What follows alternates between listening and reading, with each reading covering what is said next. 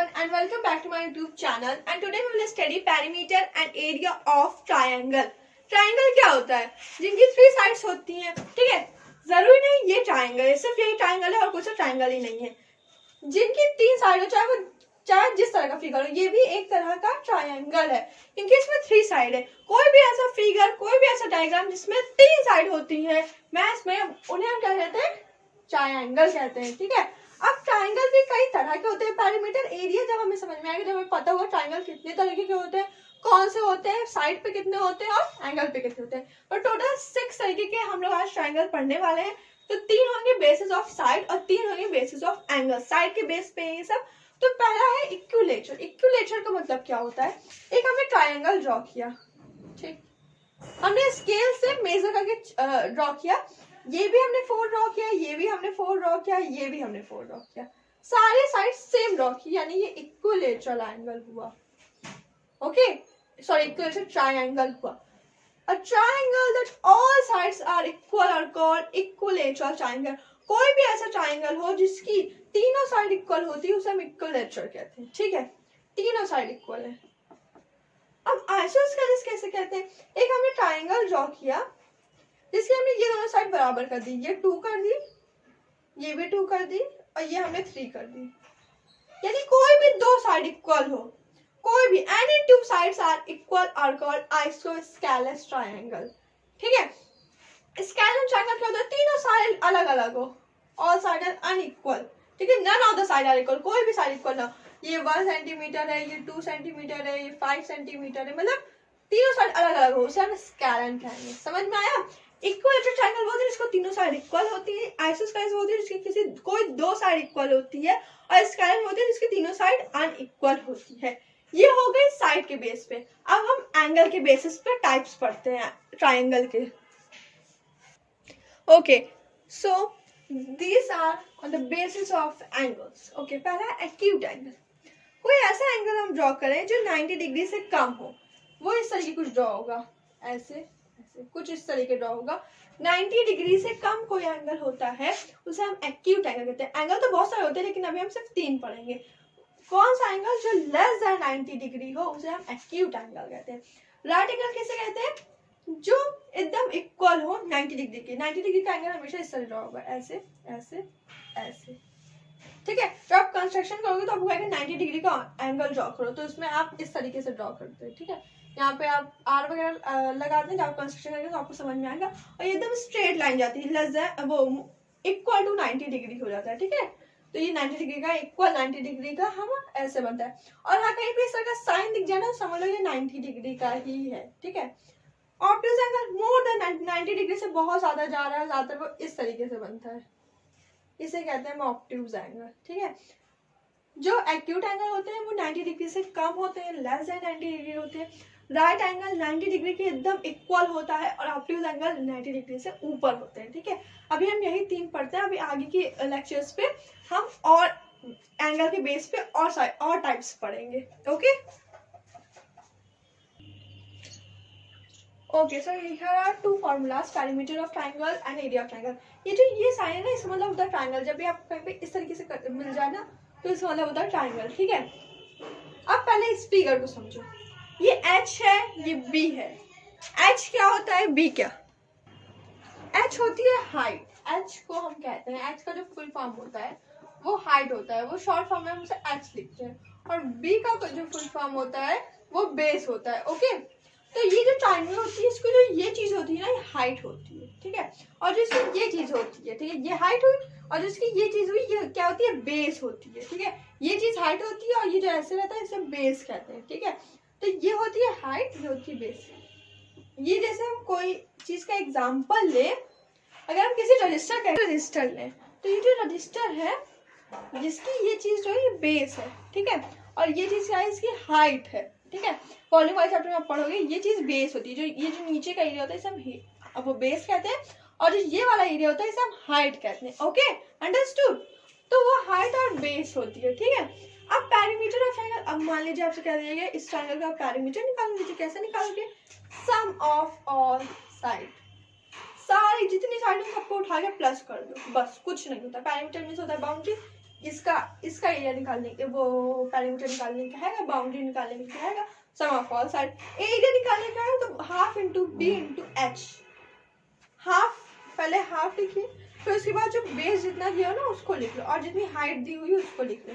बस इस तरह से सॉल्व करो और आंसर आ जाएगा आपका एरिया में। स्क्वायर यूनिट मतलब जैसे मान लीजिए मीटर में क्वेश्चन दिया हुआ है, एरिया निकालना हमने आपको स्क्वायर और रेक्टेंगल वाले में बताया था, यहाँ पे आप स्क्वायर लगाएंगे, ठीक है। सेंटीमीटर दिया हुआ है, सेंटीमीटर के साथ भी स्क्वायर लगाएंगे, ठीक है।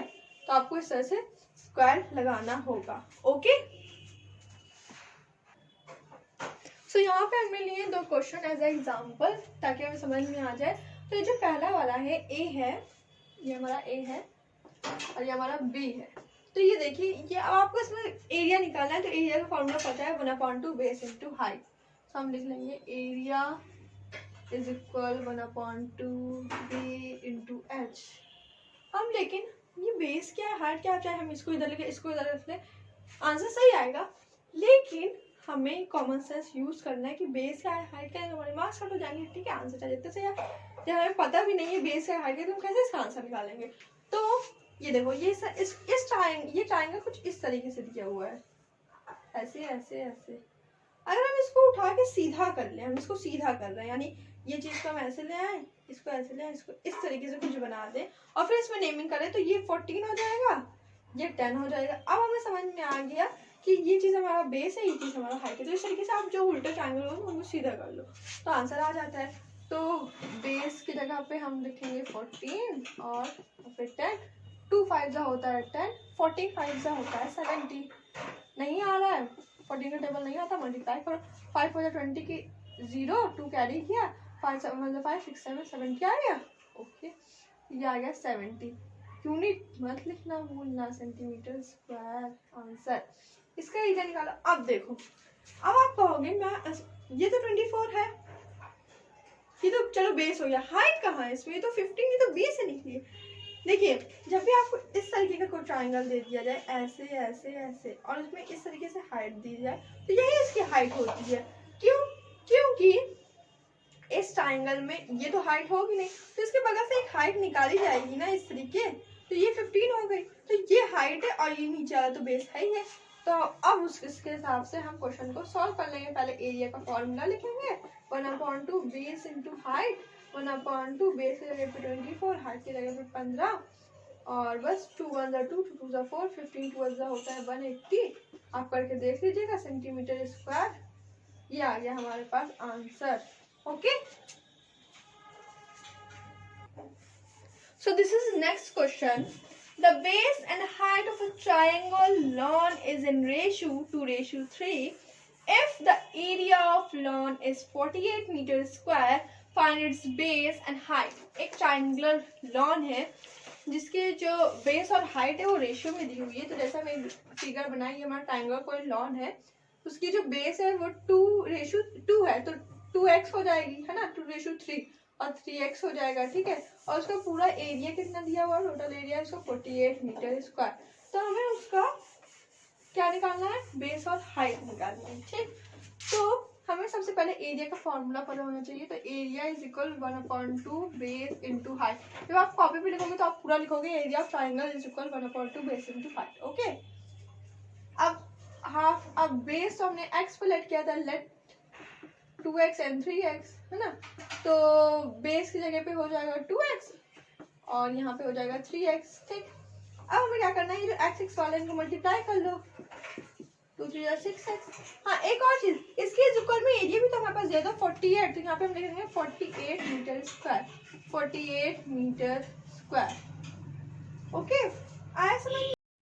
तो अब हम क्या करेंगे, आप देखिए 2 से 6 कटता है, 2 3 6 होता है ना, तो ये आ गया 3x square is equal to 48 metre square, ठीक। एक्स स्क्वायर को हम चाहे तो उधर ही रखें और 48 को इधर ले आए, लेकिन दोनों जगह x यहाँ पे भी स्क्वायर लगा है, यहाँ पे भी मीटर स्क्वायर लगा है, ठीक है।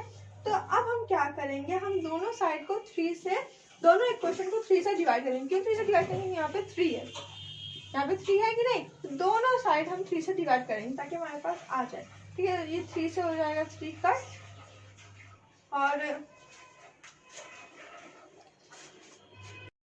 और इस 3 से 48 कटेगा तो आ जाएगा 16।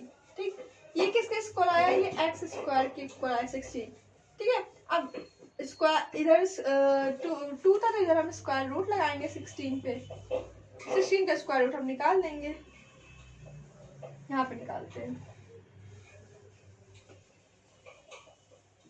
2 8 जा होता है 16, 2 4 जा होता है 8, 2 2 जा होता है 4, 2 1 जा होता है 2, यानी ये 2 2 ये 2 2, तो हो जाएगा 2 इंटू 2, 2 2 जा होता है 4। एक्स की वैल्यू आ गई हमारे पास 4। अब जहाँ जहाँ एक्स हम वहाँ पुट कर देंगे, उससे पहले बेस पे पुट करेंगे, तो 2 इंटू 4 हो जाएगा 8, और हाइट पे पुट करेंगे तो 3 इंटू 4 हो जाएगा 12 मीटर। तो बेस हमारे पास आ गया 8 मीटर और हमारे पास हाइट आ गई 12 मीटर। अंडरस्टूड।